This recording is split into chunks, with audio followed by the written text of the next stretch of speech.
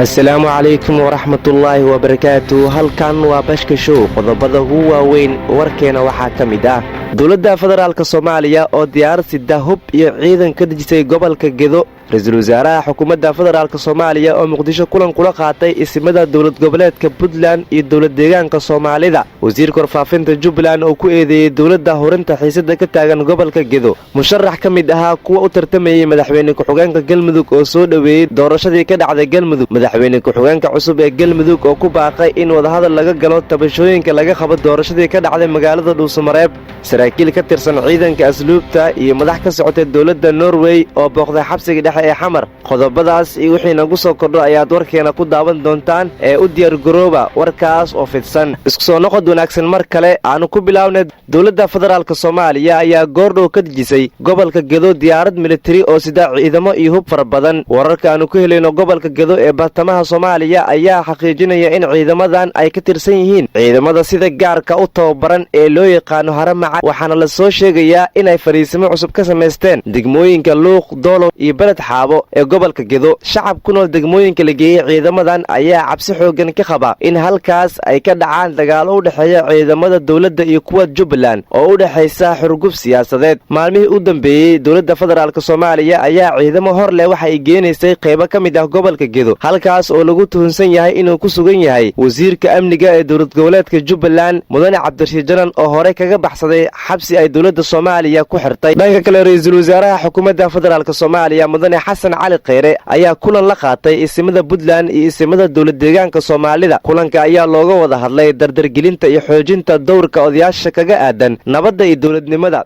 Ra'iisul Wasaaraha ayaa ku ammaanay odayaasha dhaqanka kaalinta ay kaga jiraan dowladnimada, wuxuuna ku bogaadiyey imaanshahooda magaalada Muqdisho. Ugu dambeyn, ismada kulanka la qaatay Ra'iisul Wasaaraha ayaa kaga mahadceliyey soo dhaweynta diiran oo uu sameeyey Ra'iisul Wasaaraha Soomaaliya Mudane Xasan Cali Kheyre. Wasiirka Warfaafinta ee dowlad goboleedka Jubbaland ayaa ku eedeeyay madaxda ugu sareysa dowladda Soomaaliya horinta dagaal dhiig ku daata oo ka dhaca gobolka Gedo. Wasiirka oo warfadyaanka kula hadlay magaalada Kismaayo ee xarunta kumeel gaar ku ah Jubbaland ayaa sheegay in Jubbaland aysan diyaar u ahayn dagaal ay la gasho dowladda, balse wuxuu ugu baaqay madaxda dowladda wadahadal in lagu dhameeyo khilaaf iyo muranka ka dhex taagan Jubbaland iyo hoggaanka dowladda Soomaaliya. Hadalka wasiirka warfaafinta Jubbaland ayaa imaanaya iyadoo dowladda Soomaaliya ay ciidamo hor leh geysay qaybo ka mid ah gobolka Gedo. geesta kale, madaxweyne ku-xigeenka cusub ee dowlad goboleedka Galmudug Mudane Cali Daahir Ciid ayaa ka codsaday culimaa u diinka, ganacsatada iyo siyaasiyiinta ka soo jeeda deegaanada Galmudug in ay kala shaqeeyaan madaxda cusub ee Galmudug sugidda amniga.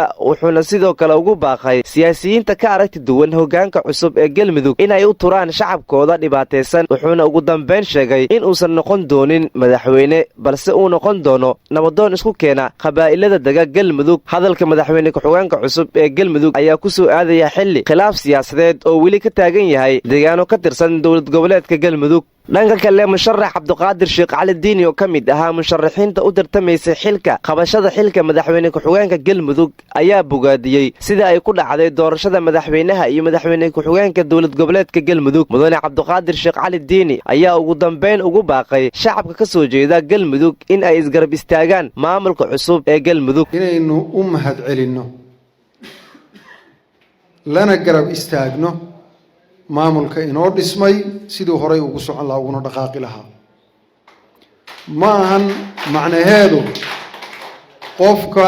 haddii uusan guulaysan inuusan bulshada door ku lahayn. ma aha, door buu ku leeyahay bulshada, hawl aan laga lahayn oo uu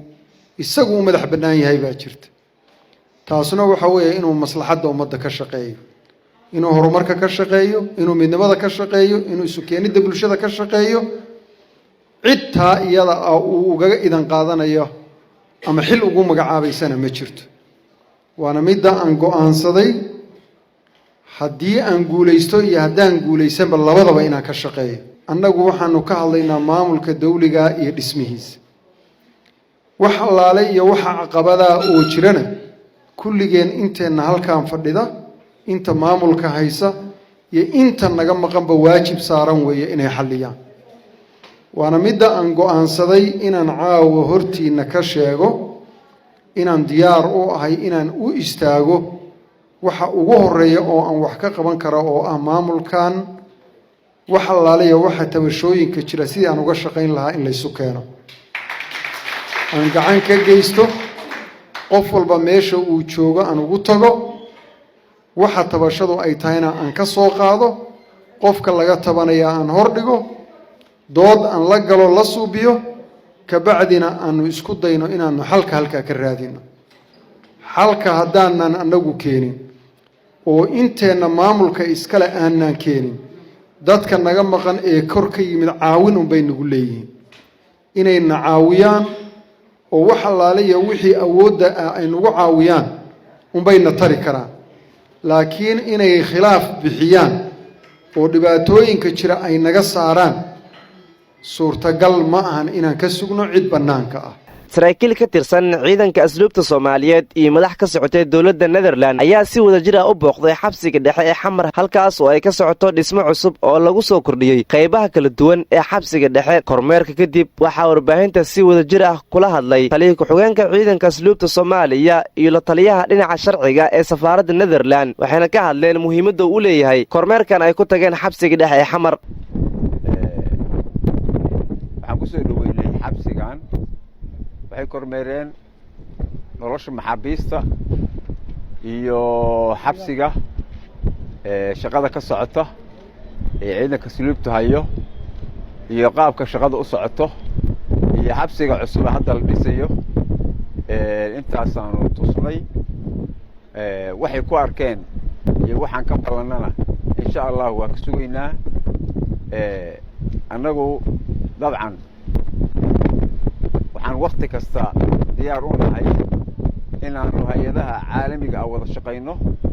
shaqadana dalkeena noo gaarana qabanno si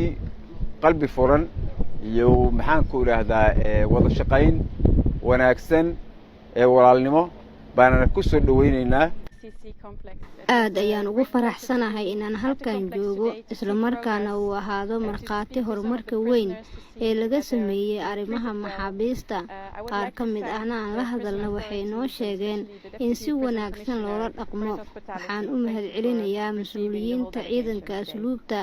ugu dambeyntii hogaamiyaha xisbiga wadajir mudane Cabdiraxmaan Cabdishakuur Warsame ayaa ku eedeeyay madaxda ugu sareysa ee dawladda federaalka Soomaaliya in ay ku fashilmeen soo daadgureynta ardayda Soomaaliyeed ee ku xaniban dalka Shiinaha halkaas oo ka dilaacay cudurka dilaaga ah ee loo yaqaano coronavirus hogaamiyaha wadajir ayaa sheegay in dawlado ka tawaryar dawladda Soomaaliya ay muwaadiniintooda kala soo baxeen dalkaas wuxuuna ku baaqay in loo istaago samata bixinta ardayda ku go'doonsan dalka Shiinaha hadalka hogaamiyaha xisbiga wadajir Cabdiraxmaan Cabdishakuur ayaa imaanaya iyadoo dalka Shiinaha uu ka dilaacay cudurka haliska ah ee loo yaqaano coronavirus guud ahaan warkii caalamku aad ka daawanayseen bashka show waanageynta waad ku mahadsantihiin la socodkii daawashada warkeena